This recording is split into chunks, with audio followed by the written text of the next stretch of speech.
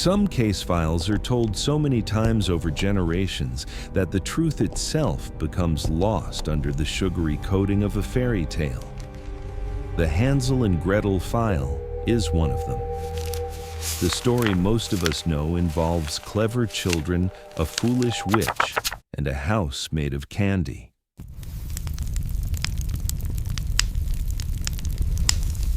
But this is merely the sanitized version of the file, released for public consumption. When we access the original records, the raw transcripts compiled in the early 19th century, we find not a fable, but the chilling evidence of a brutal struggle for survival. Let's reopen the file. The inciting incident of this case is not supernatural, but terrifyingly mundane: famine.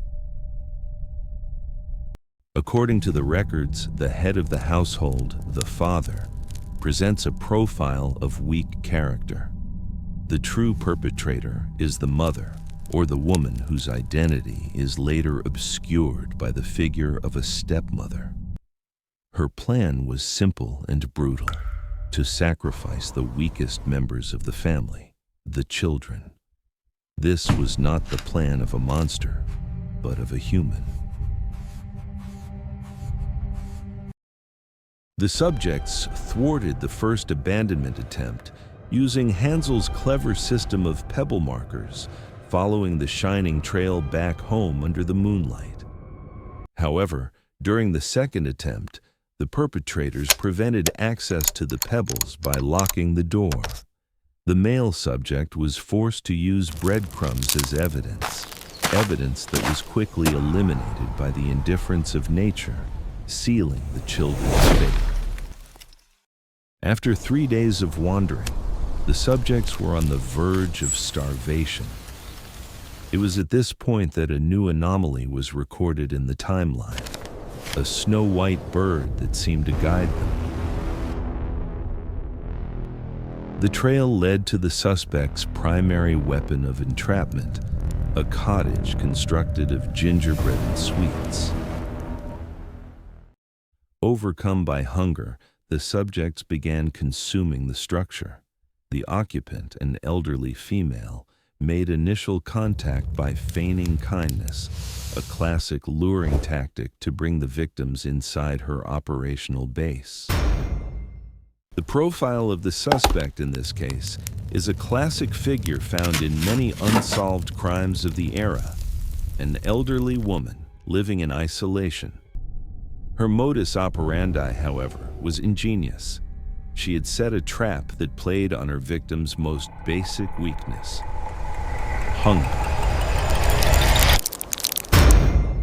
The candy house was not a sanctuary, it was a larder, and the only prey were children. The period of captivity lasted approximately 1 month. The male subject, Hansel, was being fattened for execution. The fate of Gretel was arguably worse. She was forced to serve her captor and prepare for her own brother's demise. The turning point of the case is Gretel's cold-blooded action. This is not the innocence of a child, but the ruthlessness of a survivor.